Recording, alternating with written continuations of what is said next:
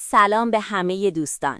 یه خبر بسیار عالی از طرف گوگل و سرویس هوش مصنوعی جمنای منتشر شده. امروز مدل جمنای 3 نسخه فلش معرفی شد و همین الان میتونیم ازش استفاده کنیم.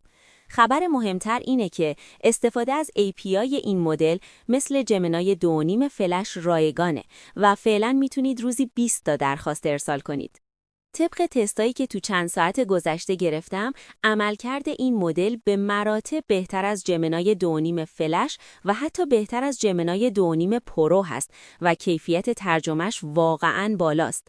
توی تستای ما، مدل با برنامه و پرامپت‌های فعلی کاملاً هماهنگ بود و نیاز به هیچ آپدیتی ندارید. تنها کاری که باید انجام بدید اینه که نام مدل رو به برنامه اضافه کنید.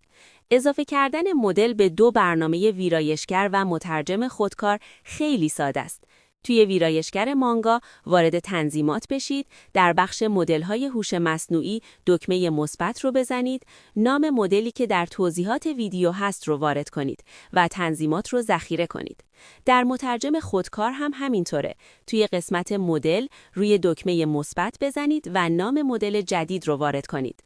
نکته آخر این که حالت تفکر برای این مدل دائما فعاله و طبق مستندات به صورت پیشفرض روی بالاترین سطح تنظیم شده.